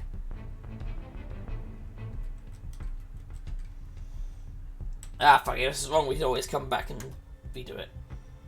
Okay, let's go see what she knows. So, can I have you, little girl? Excuse me, miss, we'd like to ask you a few... Are you happy with your life? The young woman shouted. Oh, God. So there's a bit of Kano's face. Tell me this. Are you happy with your life right now? Huh? Notepad. Karo saw the same question written there in big bold letters. Girl's eyes widened in surprise, as if she hadn't expected the two men to actually stop and listen. Right now, sir, she continued more quietly. Are you happy? If so, if you could please take the survey about about your life. Are you happy with it? The more she spoke, the more flustered she became. Sayoma stepped in. Hey, I need to know. Did you speak with that Western fellow? Huh? No, that isn't what I'm asking. Sir, are you happy with your life right now? Are you happy with your life right now? Kano got a sinking feeling in his stomach. This kid was looking for religious converts for or something. You did speak with him, didn't you? Sayoma snapped. What did you tell him? He was rambling and abruptly ceased. Her already ruddy face went even redder, and tears welled up in her eyes. Oh, God. Poor kid, Karen thought she's just out here trying to get people to listen to her survey questions. No way she's part of this kidnapping plot. Look, Missy said, for the time being, it would be a good idea for you to leave the area. Afraid I'm not at liberty to explain. Girl's only response was to start sobbing outright. Oh God, I can't do this anymore. No. Karen exchanged awkward glances. I want to go. Passengers began shooting curious looks at the trio. Kenno, you get back to work soon, I said. I'll escort this girl to the train station. Didn't quite manage to stifle an embarrassment voice. Right, Kenno said. He hurried away, his eyes already searching for the suspect they'd been tailing. Hopefully he didn't get too far. Didn't take long to find him. The man's black garb made him stand out in the crowd in the intersection. It occurred to Kenno that all the criminals who'd handled the attaché case had been wearing the same black clothing. In fact, it made the whole situation even weirder. Could they really be ignorant that they were being followed while they were all wearing the same eye-catching outfit? It was more like they were going out of their way to make sure the investigators spotted them. That still didn't provide any clues as to what they were after, though. The longer Kenno kept tailing these guys, the less it all made sense. Was it really such a good idea to keep this up? Someone's life was in danger and they were just letting the kidnappers carry out their plan, whatever it was. The very first page of Dick Diary spelled things out loud and clear. There's the front.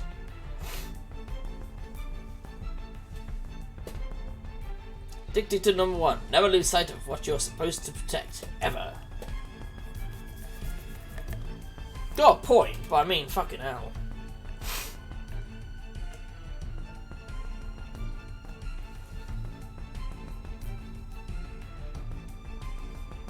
What do you do in that situation? About time.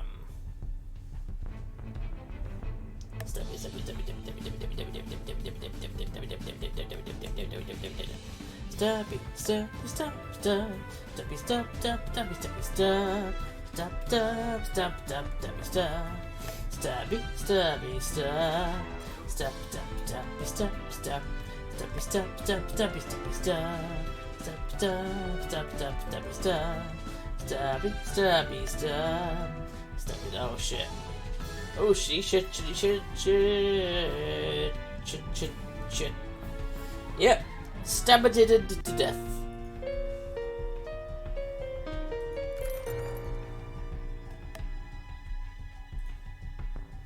Stabbited to death, it seems.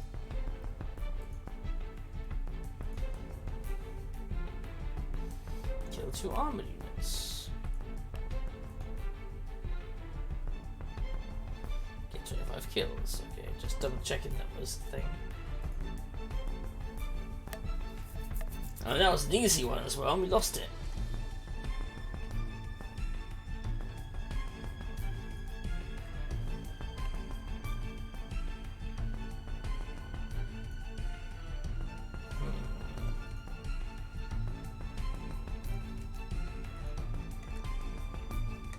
Oh wait, better go to the quests just to redeem that.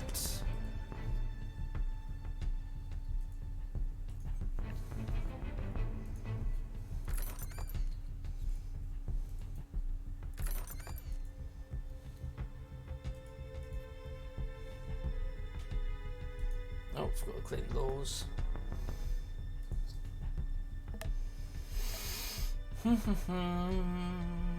Flag bearer, flag bearer, flag bearer.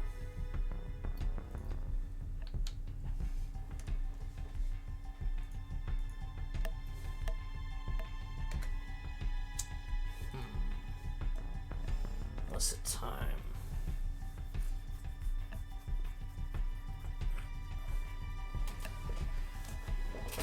It's the only thing that pisses me off with this game. It's, as much as I like visual novels normally, this one is far too fucking wordy. There's things I love about it. It's fucking weird and kind of awesome, but at the same time, it's so fucking wordy. Right now, the single most important thing was ensuring the hostage's safety. And when it turns out we'd have stuck in his guns for sure. I thought back to the day 3 years ago.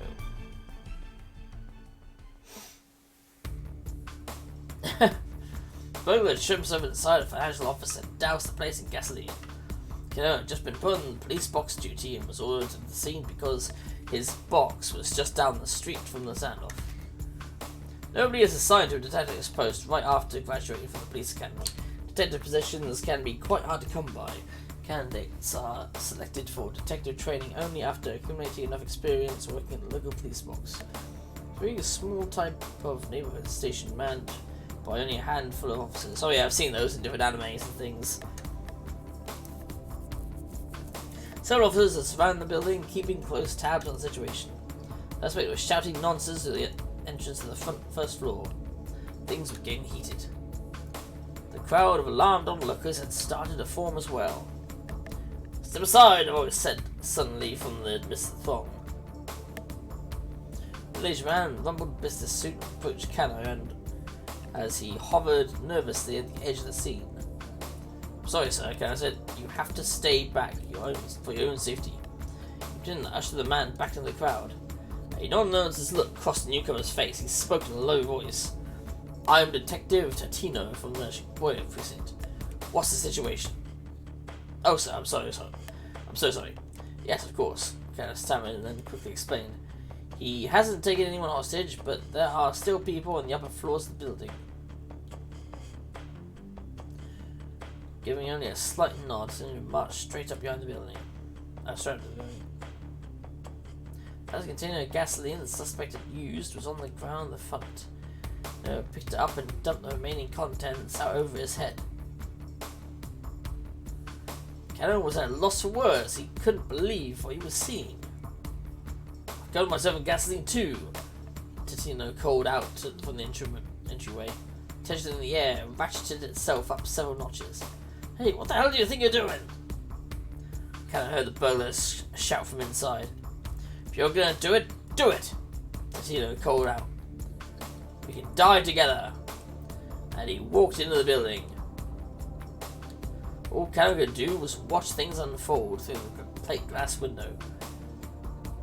Tatino was talking to the burglar, but Kano couldn't make out the words. He was clutching a lighter in his hand, trembling. His expression was like that of a frightened child. Then he slowly approached him and took his firm, shaking hand. The onlookers erupted cheers and applause. Handed the now docile suspect over to the detectives, then really sat down against the planter out front. It was like something ripped straight out of a police drama. "That was amazing," Kano breathed. "You have to deal with guys like this and like that as quickly as you can. You let a situation like this get even a little out of hand, and you never know how things might go south on you." Tino spoke quietly, almost as if he were talking to himself. As police evacuated the rest of the building, Kano noticed that there were children and elderly people among them. If the burglar managed to set fire, there was no way they would have escaped in time. But I mean, what if you actually set the place on fire? If someone's willing to risk their life, you're not going to convince them of anything unless you do the same. Kano still remembered all he'd felt on Tanto's matter-of-fact tone. Kano hadn't become a police officer out of any real sense of duty.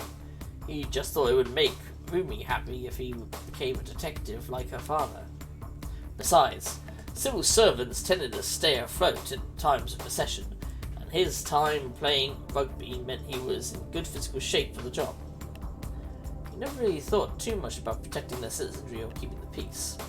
But now here he was in the presence of a detective who literally risked his life in line of duty without a second thought. A very rare thing, sadly, to be said. The police officer never loses sight of what he's supposed to protect. Ever. He came back to his feet. Tatino tugged off his gasoline-drenched coat and walked away. Kano wrote the words in the notebook he just purchased. Thus, the Dick Diary was born. diary full of dicks. Thinking about the way Tenno had put his life on the line and rescue a bunch of strangers made Tenno feel all the more raw about just tailing these syndicate members. Then the cooks just wander around, wasn't going to bring Maria or Sawa to safety. Of that, Tenno was now certain. Never lose sight of what you're supposed to protect. Ever. These are the fundamental dictated out loud. Well, you've lost sight of it completely. A voice came out of nowhere. What kind of spun around? It was Shizu. Rumi was with him. Sir? Weren't you supposed to be waiting at the cafe before? There was some lowlife there, so he left. Rumi's dad looked plenty mean under ordinary circumstances. Right now, he looked like a man possessed. Oh, I beg your pardon. I'm still on duty at the moment. I'm going back home, Shizu huffed. You're not marrying my daughter. He turned to walk away. No, please, just wait. I'm done waiting. Now I'm going home. Please don't do this. Just hear me out. I've heard all I need to hear from you. Rumi, we're leaving. Dad, please. Goodbye. Seizing his daughter by the hand, Shizu stormed off without another word, dragging her behind. Junior, she called over her shoulder. Rumi, she was gone. Rumi was gone. Cal desperately wanted to go after her, but he hesitated and acted in indecision. I can't turn my back on my responsibilities. I'm addicted. My work has to be my first priority. Going after Rumi isn't what a detective would do. Oh, Detective Tatino, what should I do? Still, it didn't make it in his mind. Never lose sight of what you're supposed to protect. Ever. Never lose sight of what you're supposed to protect. Never lose sight of what you're supposed to protect.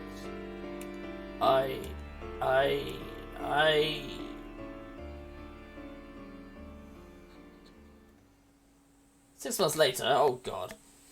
I'm pretty certain that's in the failed state then.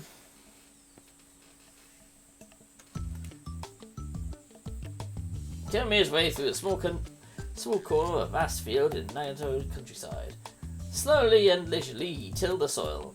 He surprised himself with his own newfound enthusiasm for organic farming, learning more from Shizu day after day. Oh, what the hell? Hey, welcome to the chat. Did the internet just go? It better not have.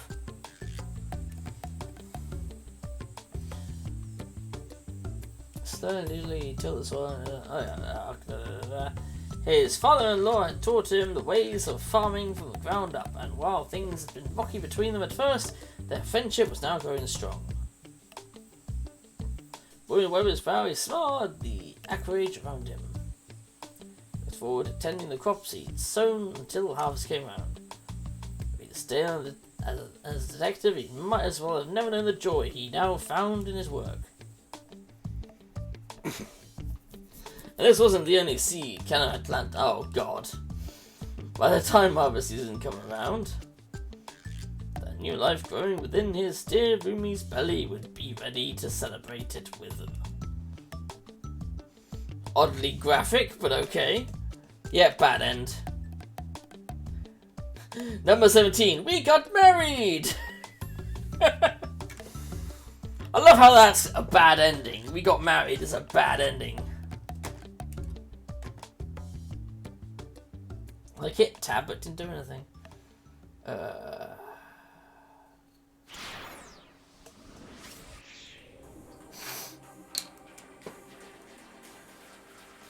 no, it's F2 in it.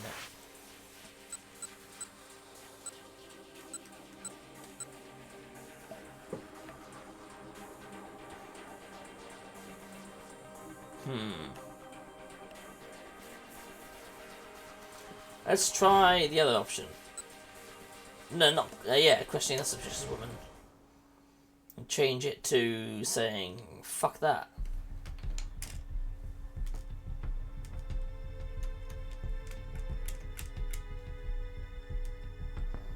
She can't remember this, can she? Fashion and skeptical look. Don't you let your preconceptions. Explanation one has known before the facts are known. Can be a hindrance to thinking freely. If you think too hard, You might fall victim to the preconception that preconceptions themselves are always bad. Get the better of you, could get you killed. I know that, but still, she doesn't come across as involved to me.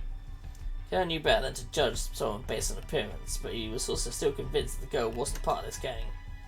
She just struck him as far too, well, inept, really. Alright, I'll go look at the girl, Steven said. You keep following the attaché kiss. Kara nodded and hurried over to the man. I'm standing at the intersection, blah blah blah blah blah.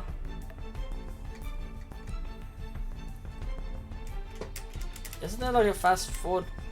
I suppose there's a fast forward button there somewhere.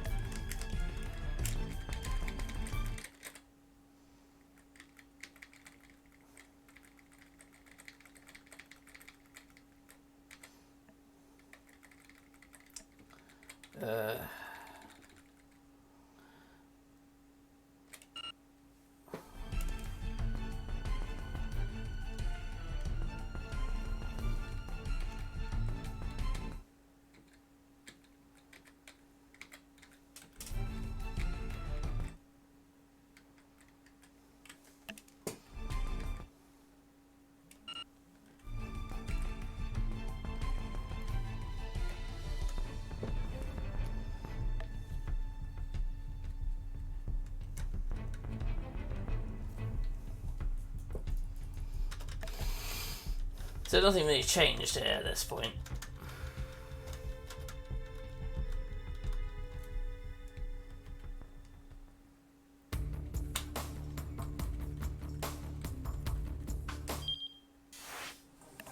Yeah, so nothing happened there, it just goes back to the bad end. Fuck! Alright, let's try the other option there.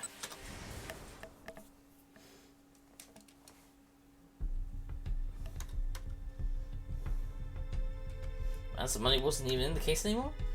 As the money wasn't even in the case anymore? Got it! So I poked up, you got what? Each time the crooks hand off the case, they sneak out a bundle of 1,000,000 yen. They keep doing that and eventually the case itself is empty. Of course! That's how they've been playing us. Necessarily exchange a look. How many people would need to make the switch for them to get all the money? So I asked, 50 million yen divided by 1 million. That makes 5 people. That's it then. No, wait. 50 people. Yeah, I was gonna say 50 people, not 5. That many? That can be the deal then, so I guess not. Sign unison.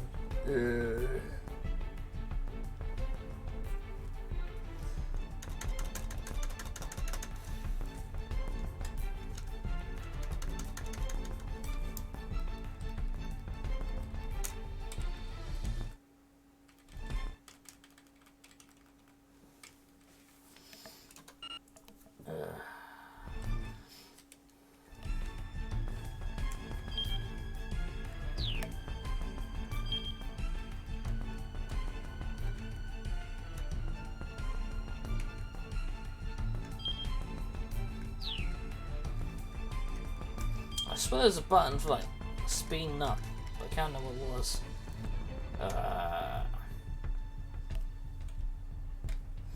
But yeah, it looks like essentially we're stuck there. We're stuck unless there's something somebody else does that interrupts this.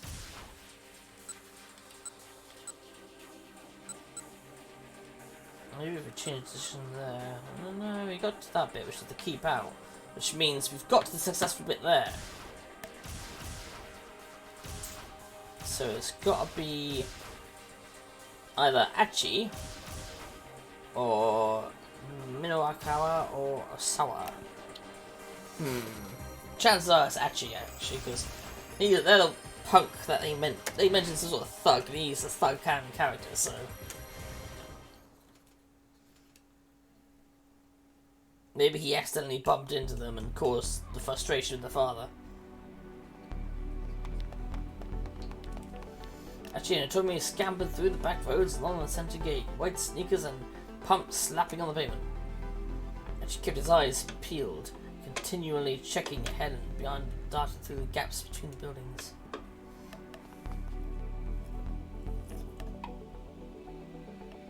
Oh yeah, someone no, there's no way he'll find us here. said no one knows about this place. Another way around there, I believe. Seems they managed to shake the gun until now. Back when she was with SOS, he had come through Center Guy practically every day. The abbreviation for Studs of Shibuya. Name given to the group by Achi when he founded it. Originally just a bunch of like-minded young people hanging out together, it has since become known as a gang that picks fights around Shibuya. The ASI is little more than a group of local teens. They didn't do much in particular, just horsing around and killing time. What mattered was that they were having fun. It wasn't long before it wasn't all fun and games. And she couldn't help but notice the slobs who were making a mess of Shibuya, dirtying it all up. It wasn't bad to let them get away with it. Most frequently, it was folks who tossed cigarette butts out on the street or plastic graffiti in the walls. When they didn't respond to his more gentle warnings, he found slightly more forced ways of getting his point across. So it's got a reputation. The street punks started trying to pick fights with its members. These guys required a bit more force to handle. And when it came to the worst of the lot, the drug dealers, the muggers, and people who try to force themselves on women, it was full-on battle, no holds bars. Yeah. Well, it was established itself as something of a vigilante corps. Soon it became known as one of the biggest gangs in Shibuya. Let's have a little bit here and see what happens, as she says. The only way they hid was likely a dimly lit chasm, obscuring them from view. The only problem now was figuring out what to do next. They needed to find that blue van again, which meant figuring out the best way to get to Dogonzaka without the man with the cane catching them once more. Actually, it only whispered, I think I can handle myself from here. She got back to her feet and gave Achi a deep bow. Oh, as she held up her hand. We've been over this already. You're not going to be okay. That guy has a gun. If you let it go against that assassin alone, he might as well be the one who pulled the trigger himself. Thank you so much for everything you've done for me, Tommy continued as if she hadn't heard him. She started to shuffle out of the alley. What did I just say? Really, I appreciate your concern, but I can't in good conscience put you in danger anymore. But, I mean, as you try to press the point, but I don't want to cut him off. There's no good reason for you to risk yourself to keep helping me. Turner was as though... No, he's going to refuse to back down. Still, as he was determined to help her anyway, he refused to back down. Look, I want to help people who are in trouble. What's so wrong about that? Huh? He looked at us determined, willing her to understand. I'm not the most dependable guy, I know that. But still, Tomi dropped her gaze and she trailed off, feeling like an idiot. Oh, it's no use. I'm no use. He hung his head with a sigh. Just then, a bit of light shone in the alleyway from above. It looked like someone on the edge of the building upper floor had turned on the light. Someone. Oh! Tama. Oh, okay. Building's upper floor and turned the light on. So I've been held on the other floor today. The light illuminated his face. When Achi saw the look in her eyes, he reconsidered his decision. She was trying her hardest to hide it, but she was clearly terrified. No way he was letting her go back out there alone. Still, even if he tried to insist, she would only refuse him again. They told me? Hear me for a second here. Tell me, what's the proper way to dispose of a plastic bowl? She stared at him in surprise. Well, first you remove the cap around the wrapper, then you rinse out the inside and crush it. Actually, I've been holding. Okay, good. Huh? I don't understand. What's good? You gave me my reason why I have to help you out. I super respect people who respect the environment. I'm one of those whatchamacallits, an environmentalist. And he pointed to the mean, clean t-shirt. To me as the end, what was your plan if I had said the answer was to toss the plastic in the trash? Well, then I need to stick with you to help teach you. Environmental awareness begins with good education. True. So then you were going to tag along with me regardless. I'm just super pumped to learn that you care so much about proper recycling. You cracked a huge grin. He's a weirdo. Okay then. Okay. If you're really that sure about it, I guess I could use your help a little while longer. Tony flashed him a little smile. Man, she's so cute, Tachi thought. Tachi, no, it's Ashi. Achi? Ichi? Scratchy. Anyway. Sneaking up from the alleyway, Achi and Hitomi began to make their way along the side of the streets back toward Dogenzaka.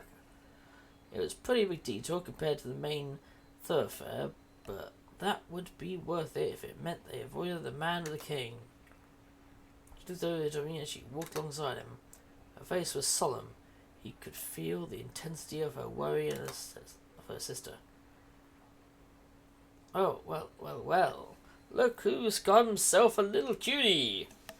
A sudden call startled him. He spun around. Yo, mean clean, over here. As she spotted a young man up ahead sneering at him. Oh, God. At sight of two others, as she recognized the lot. SOS. Hitomi let out a nervous squeak. Aji? Don't worry about them. He let her onward attempting to stride right past the trio. Whoa, hey now, you just gonna ignore me? That's pretty damn rude, especially coming from someone who used to be an old buddy. The three toughs moved to bar Ashi's path.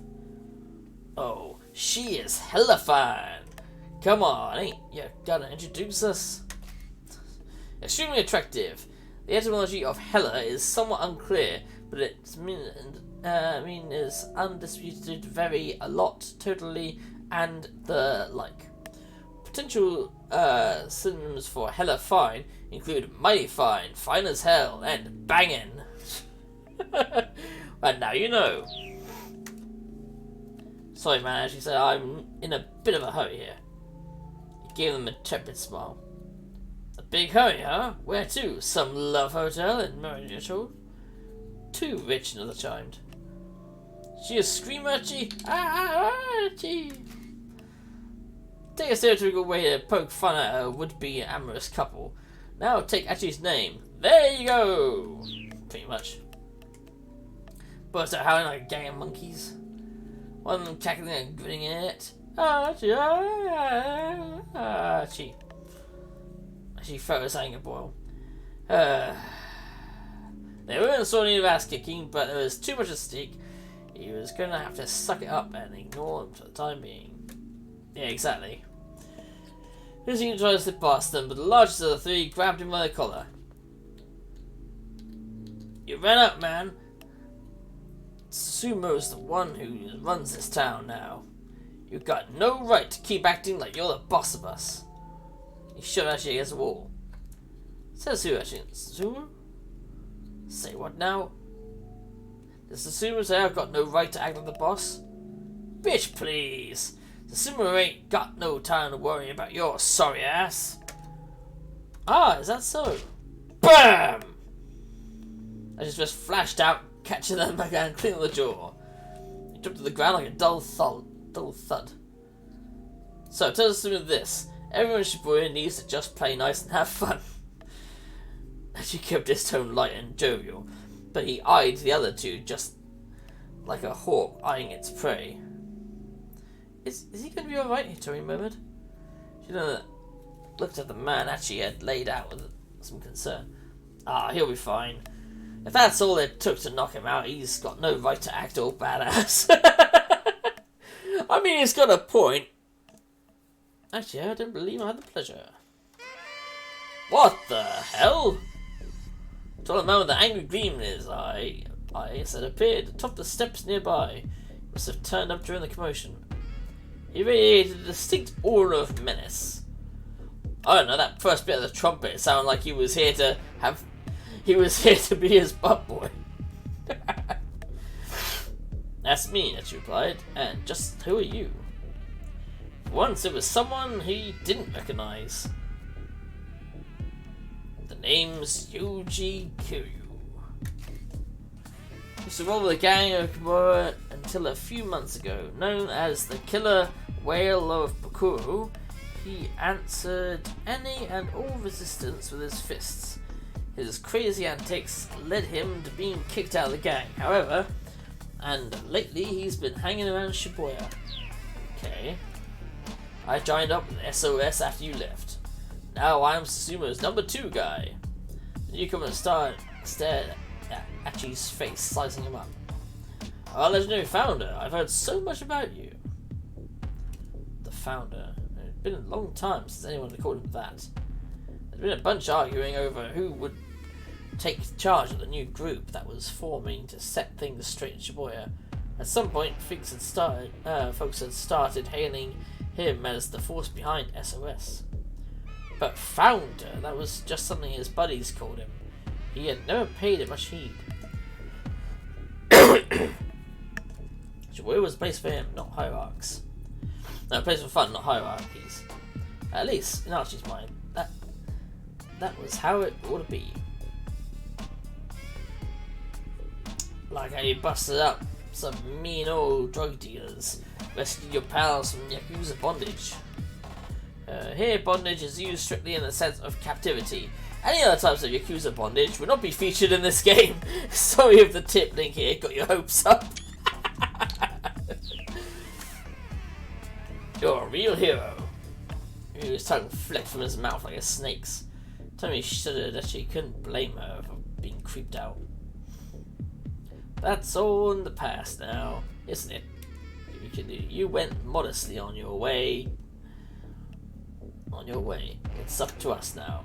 And we've helped SOS grow by leaps and bounds to help carry on your legacy, no matter who stands in our way.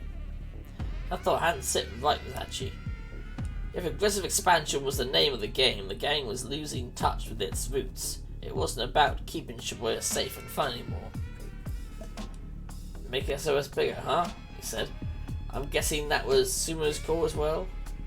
Kiryu didn't respond to answer his question. His mouth merely twisted into a knowing sneer. In any event, I think these boys here need a little lesson in manners. The guillotine ought to do the trick. Capital punishment device invented in 18th century France. The condemned is executed by decapitation by means of a heavy blade that descends from above, named for physician Joseph Illigant's guillotine, who advocated its use in the National Assembly. Both King Louis XVI and Marie Antoinette were executed by the guillotine. The gaming and silent alarm. Whoa, hey, calm down, man. Are you living with the guillotine? Your opponent ignored their pleas. Oh, hey, what's the guillotine? Actually asked. Kiryu smirked. The guillotine is the guillotine. With me, Worms. Without a glance back, Kiryu strolled away. His 2 underlings followed him unhappily. Actually wondered what lay in store for them, but right now he had more important things to worry about. Come on, let's go. You told me about the hand, they were on their way out.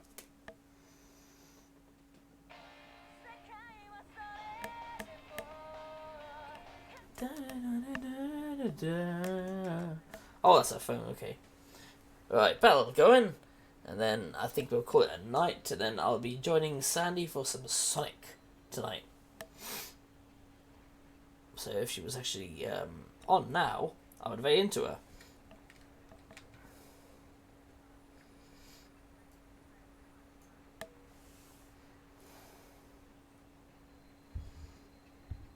Why am I still bloody hungry? Jesus Christ.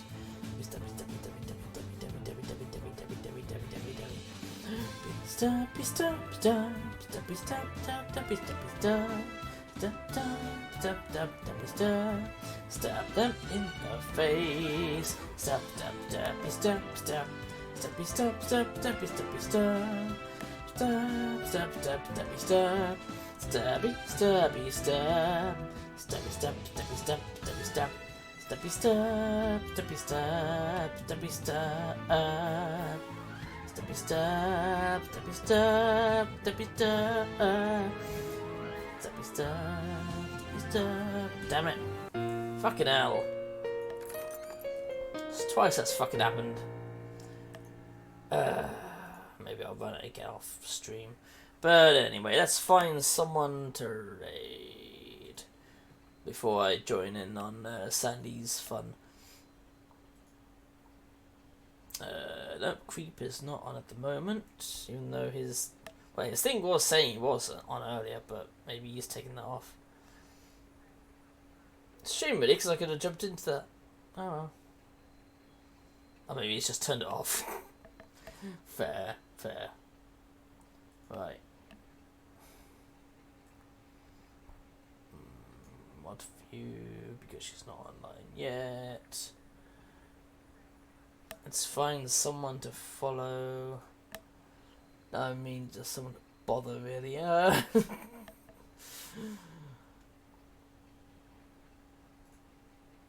da da da da da da da da.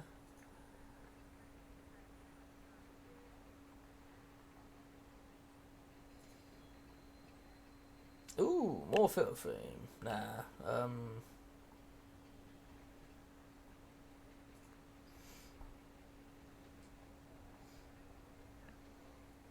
There we go. Let's say hello to the princess. Sandy made into her once, but we haven't. I mean, I don't think we have in the past. Either way, let's go say hi. Oh, shut up, Alan.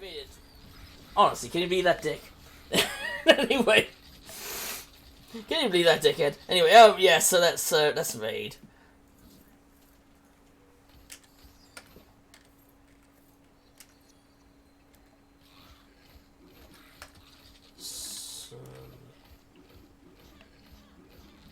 No, it's UN Sudan, or however you fucking pronounce it. Anything overcoming, I might run streaming a little bit more offline, but we'll see what happens. Anyway, you all have a good night, and share the love. Share the love.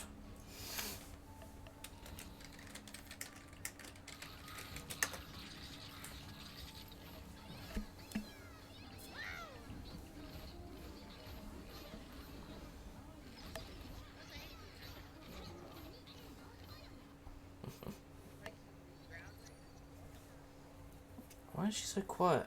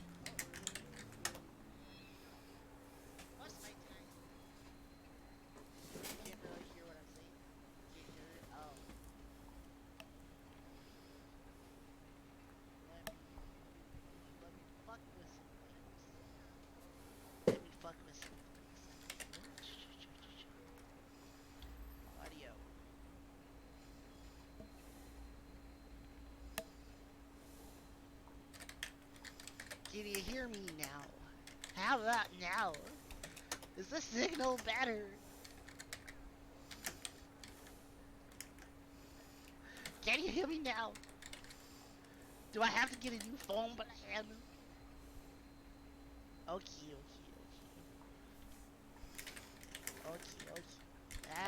That works. That works. What? What were you playing? 428 Shibuya Scramble? What the hell is that? Maybe a better mic. Okay, very listen. weird, yeah. I am poor. Okay. My new job site is a huge pay cut from my last one. Otherwise, I would definitely buy a new mic.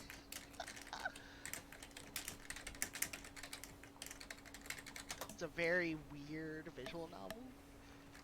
Okay, so it's a visual